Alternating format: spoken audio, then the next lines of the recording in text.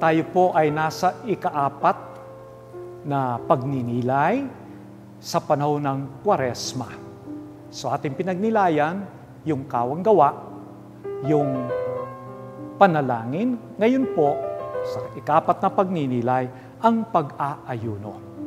Nung Ash Wednesday at saka sa Good Friday, yung mga Katolikong umabot ng 14 na taon hanggang 60 years old, they are asked to fast, mag-ayuno. Ano ba yung itong pag-ayuno? Ito po ay di lamang panahon ni Jesus. Nasa lumang tipan pa, maraming taon bago pa pinanganak si Jesus, nag-aayuno yung mga Hudyo.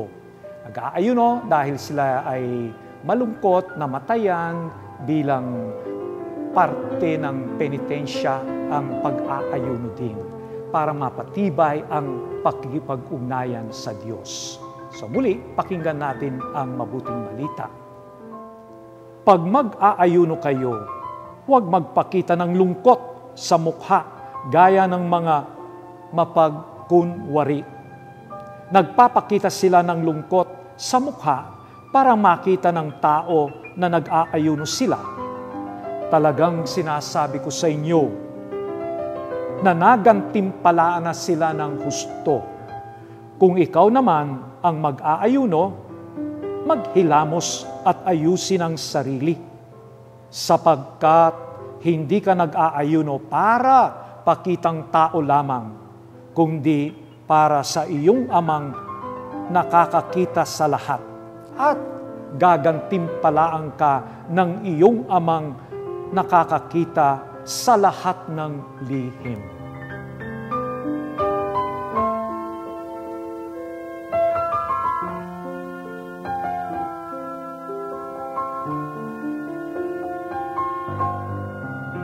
Marami pong tao ang nag-aayuno at hindi lamang panahon ng Kwaresma, hindi lamang sa araw ng Ash Wednesday o Good Friday.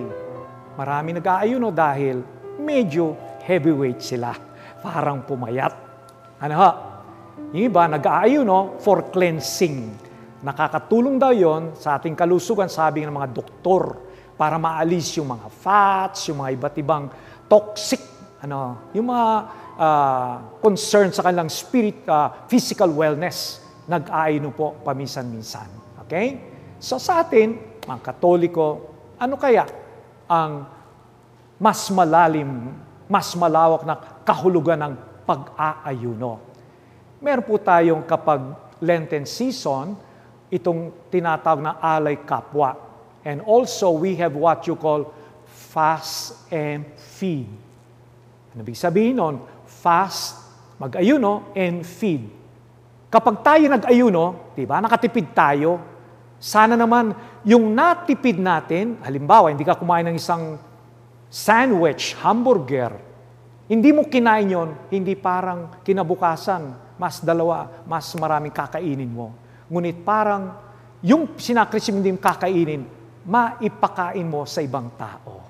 Fast and feed. Ganun din po sa alay kapwa. Nagsasakripisyo tayo parang makatulong sa kapwa. You don't have to be rich. Hindi kailangan maging multimillionaire para makatulong. Meron kaming programa na, halimbawa, alay kapwa, makatulong sa kapwa. Kahit na pobre, makatulong. O, isacrifice ko ang isang soft drink, 6 pesos. Isacrifice ko ang isang load, 20 pesos o 30 pesos. Kahit sino kaya yon. Pero sa high-end, siguro, sacrifice ko ang isang trip ko. Okay, that is 500 pesos. Okay, hindi mo na kakain sa mga, smorgasbord. Makakatipid ako 700. Parang makapag-aral ang isang, pobreng tao. Yan ang makahulugan na fasting. Merong kwento magkapatid. This happened in Germany, matagal na po. At dahil sila 18, hirap silang makapag-aral. May talento sa pagpipinta po yung dalawang magkapatid. So, si Albrecht and Albert. So, sabi na, buti, tignan natin, mag-toss coin tayo, sabi ng bunso ni Albert sa kanyang kuya. Kung sinong manalo, siya muna ang mag-aaral ng painting. At yung isa, yung matatalo, pupunta sa mina parang magtrabaho ng makapag-aral yung isa. So, ganun pong ginawa, nag-toss coin sila, nanalo si Albert. Si Albert pumunta sa mina parang magmina sa coal. Mahirap po yun. Nagsisibak sila para kumuha. So, after 4 years, medyo nakatapos na itong kuya. At siya po ay dahil nagtagumpay siya, nag-graduate with honors. Buwi siya, winelcome siya ng buong nayon. At nagsaya sila dahil matagumpay siya nakatapos sa paint. Tapos sabi niya sa kanyang mas batang kapatid si Albert, Albert, ngayon panahon na katulad ng pinagkasundo natin. Ikaw ang mag-aral pagkatapos ako'y natapos, makapagtrabaho na ako. Pero sabi ni Albert, Kuya, wag na lang. Hindi na ako pwedeng mag-aral pa. O bakit naman? Sabi niya, 4 na taon ako nagtatrabaho, sira ang aking mga kamay.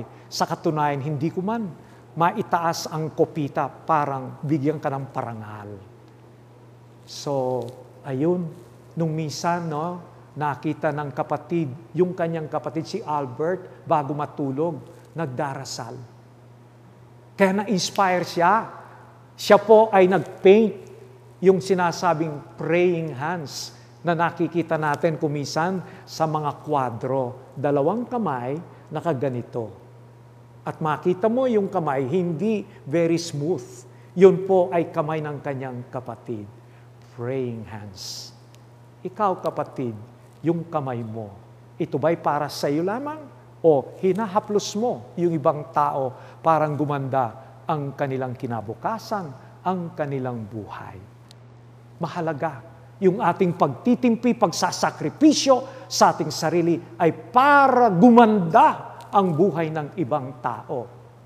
Kamakailan lang, may nabasa akong kwento, nangyari to sa mag-asawang Pilipino, nag-migrate po sila sa Amerika. At batang-bata pa sila, they were just newly married, 1970s, so balak nila.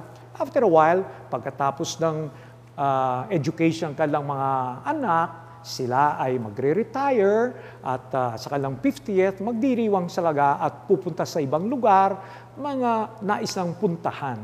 Nagsakripisyo po sila. Tapos kumisan double jobs, triple jobs. Parang mabayaran yung bahay nila, makapag-aaral yung mga bata. Nakaabot sila ng 40th anniversary, halos bayad na ang bahay. Nung malapit ng 50th, ayun, mag-retire na sila.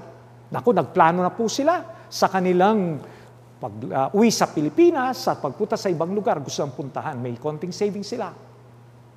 Habang naghahanap ng ticket, nakikipag-ayos sa isang travel agency, na-atake yung lalaki, paralyzed, patay ang kalahating katawan. At yung babae, kahit na nag-retire na dahil unti-unti naubos ang kanilang savings. Yung mga anak nila, may pamilya na, at sila naman, sila mag-asawa. Nagbalik sa trabaho, yung babae. Ang aga ng gising, 4:30, parang ipaghanda, pagluto yung kanyang asawa, tapos to give him, to prepare his clothes, ganun po. Napakalaking, tapos, and then, magtatrabaho, and then, magrurosaryo bago sila matulog, hanggang unti-unti, umihina yung asawa. After 2 years, namatay ang kanyang asawa. Pero nung tinanong siya, anong kanyang feeling, sabi niya, yung 2 taon na inalagaan ang kanyang asawa, kahit na pagod, kapag ako'y gumising, puno ako ng sigla at buhay. Nabubuhay siya para buhayin ang kanyang asawa. Napakaganda po ng hamon sa atin ni Jesus. Paano siya nag-ayuno? Di niya inisip ang cancer para tayong mabuhay. Ganito po ang kahulugan ng pag-aayuno sa buhay natin. Mag-ayuno ka parang mas gumanda ang buhay, ang kalagayan ng ibang tao. Biniyayaan ka ng Diyos, sana maging biyaya ka para sa iyong kapwa.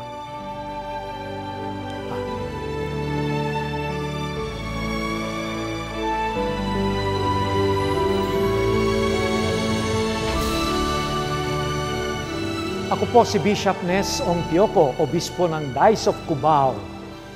Nanganyaya sa iyo para mas maging makabuluhan, maganda ang ating paghanda para sa masayang, maluwalhating kapistahan ng pagkabuhay at makasama tayo sa pagkabuhay ni Jesus. Kayo po ay nanyayahan makisa sa aming paglalakbay sa pamamagitan ng pagninilay. Anong kahulugan ng Kwaresma? Bakit tinatawag itong Kwaresma? 40 days between Ash Wednesday and Easter without counting the Sundays because the Sundays are mini Easter. Parang mini Easter ho yung pagdiriwang. At parang mapalalim, mapaganda ang ating paghanda. 3 bagay ang hinihiling sa atin ng simbahan. Kawang gawa, manalangin, mag-ayuno. Ito ay ang pinakita sa atin ni Jesus upang pakita ang kaharian ng Diyos ay nasa ating piling. Mapa sa atin ito kung tayo'y nakikisa kay Jesus sa kawang gawa, panalangin at pag-aayuno. Sana po maging mabunga ang inyong paglalakbay itong panahon ng Kwaresma, paghanda para sa maluwalhating kapistahan ng pagkabuhay or Easter. Advance Happy Easter sa inyong lahat.